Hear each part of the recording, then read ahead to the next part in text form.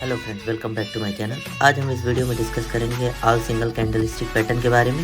Basic से लेके पूरा एडवांस लेवल तक का सीखेंगे और देखेंगे कैंडल स्टिक पैटर्न यूज़ करके हमारी एंट्री और एग्जिट पॉइंट कहाँ बनता है और हम कैसे ट्रेड ले सकते हैं। जैसा कि आप स्क्रीन पर देख पा रहे हैं, एक ग्रीन कलर की बड़ी कैंडल है। इस कैंडल को बुलिश मारुबोसु कैंडल बोलते हैं। ये कैंडल फुल लेंथ साइज की होती है, इसमें विक ना के बराबर होती है। ये कैंडल नीचे से ओपन होती है और ऊपर पे क्लोज होती है। ये कैंडल बुलिश सिग्नल को रिप्रेजेंट करती है। जब भी प्राइस डाउन ट्रेंड में रहता है, ये कैंडल सपोर्ट एरिया पे बनती है और वहाँ से प्राइस अप साइड के लिए मूव कर जाता है। तो इसका रिप्रेजेंटेशन हमेशा बुलिश माना जाता है और यहाँ से माना जाता है कि प्राइस अप साइड के लिए मूव करेगा। सपोर्ट रेजिस्टेंस जानने के लिए आप हमारे पुराने वीडियोस को देख सकते हैं। आई बटन पे आपको डिस्क्रिप्शन लिंक मिल जाएगी, उस वीडियो को आप देखकर सपोर्ट रेजिस्टेंस और ट्रेंड को इजीली फाइंड कर सकते हैं। अब बात करते हैं इस कैंडल स्टिक पैटर्न को देखकर हम कैसे ट्रेड ले सकते हैं। तो जो ट्रेड होगा हमारा, इस बड़ी कैंडल के नीचे SL लगेगा और इस कैंडल के ऊपर अगर प्राइस क्लोज कर जाएगा समथिंग यहाँ पास, तो हम यहाँ से एक लॉन्ग पोजीशन बनाएंगे और उसका जो टारगेट बनेगा वो रिसेंट का रेजिस्टेंस एरिया बनेगा। कैंडल स्टिक पैटर्न की एक्यूरेसी तब होती है जब ये कैंडल स्टिक पैटर्न किसी इंपॉर्टेंट एरिया पे बने, जैसे कि या तो सपोर्ट पे बने, या तो रेजिस्टेंस लेवल पे बने, या तो मूविंग एवरेज पे बने। जैसा कि हम पुराने वीडियोस में आपको सपोर्ट, रेजिस्टेंस और ट्रेंड के बारे में बता चुके हैं। आप हमारे पुराने वीडियोस को देख सकते हैं, उसका डिस्क्रिप्शन लिंक आपको हम आई बटन पे दे देंगे। अगर candle stick pattern support area पे बन रहा है, वहाँ से हम एक्स्ट्रा कन्फर्मेशन के लिए एक ट्रेंड लाइन ड्रॉ कर सकते हैं। उस ट्रेंड लाइन के ब्रेकआउट के बाद हमें कन्फर्मेशन मिल जाएगा कि यहाँ से हम एंट्री बना सकते हैं। जैसा कि आप बुलिश मारुबोसु कैंडल देख रहे हैं, सपोर्ट एरिया पे बना है और ऊपर से हम एक ट्रेंड लाइन ड्रॉ कर रहे हैं और ये ट्रेंड लाइन यहाँ पास ब्रेक हो रही है और कैंडल स्टिक पैटर्न के हिसाब से कैंडल का हाई भी ब्रेक हो रहा है। तो यहाँ पास हमें डबल कन्फर्मेशन मिला है कि यहाँ से हम बाई करके नेक्स्ट रेजिस्टेंस एरिया पे हम सेल कर सकते हैं। जैसा कि ये कैंडल स्टिक पैटर्न हमेशा डाउन ट्रेंड में बनता है, तो हम इसको ट्रेंड रिवर्सल पैटर्न भी बोलते हैं। जब भी मारुबोसु candle stick pattern support area पे दिखे, हमें समझ जाना चाहिए कि यहाँ से ट्रेंड रिवर्स हो रहा है और एक्स्ट्रा कंफर्मेशन के लिए हम ट्रेंड लाइन ड्रॉ कर लेंगे और ट्रेंड लाइन में कैंडल स्टिक पैटर्न का हाई ब्रेक होना चाहिए। इसके जस्ट अपोजिट की बात करें तो बेयरिश मारुबोसु कैंडल स्टिक पैटर्न हमेशा रेजिस्टेंस एरिया पे फॉर्म होता है। जब भी मार्केट अप ट्रेंड में हो और बेयरिश मारुबोसु कैंडल स्टिक पैटर्न एक रेजिस्टेंस एरिया पे फॉर्म होता दिखे, तो हमें वहां से समझना चाहिए कि मार्केट रिवर्स हो सकता है, मार्केट डाउन ट्रेंड के लिए मूवमेंट दे सकता है। डबल कन्फर्मेशन के लिए हम एक ट्रेंड लाइन ड्रॉ कर सकते हैं और जैसे ट्रेंड लाइन का ब्रेकआउट आए और पुराना कैंडल का लो ब्रेक हो, वहाँ से हम सेल पोजीशन बना सकते हैं और उसका जो टारगेट होगा नेक्स्ट सपोर्ट एरिया होगा और इसका जो SL होगा तो बेयरिश मारुबोसु कैंडल स्टिक के जस्ट ऊपर SL लगेगा हमारा।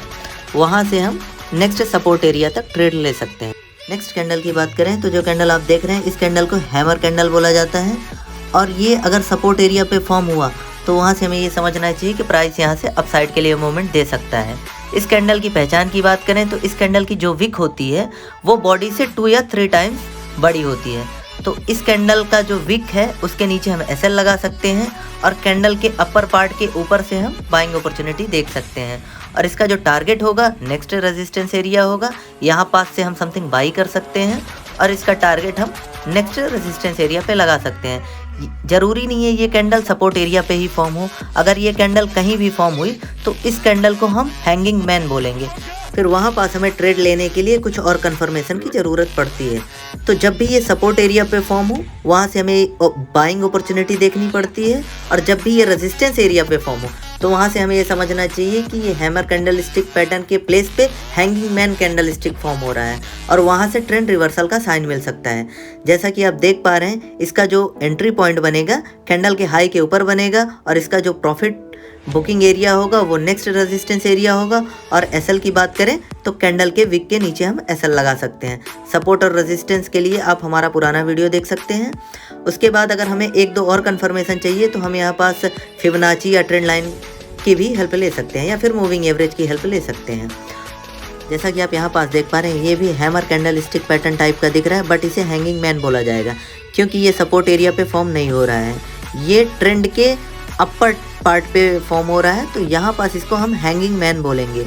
इसका काम हैमर पैटर्न के जस्ट अपोजिट होता है। यहाँ पास हम सेलिंग अपॉर्चुनिटी देखेंगे। सेलिंग अपॉर्चुनिटी के लिए हम 1-2 कन्फर्मेशन और लेंगे।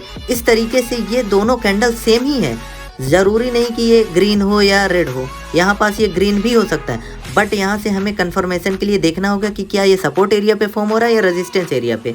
जब भी ये सपोर्ट एरिया पे फॉर्म हो उसको हम हैमर कैंडलस्टिक पैटर्न बोलेंगे, और ये रेजिस्टेंस या फिर किसी भी बीच में ट्रेंड के फॉर्म हो तो वहाँ हम इसे हैंगिंग मैन बोल सकते हैं। जैसा कि आप यहाँ पास देख रहे हैं, ये शूटिंग स्टार है।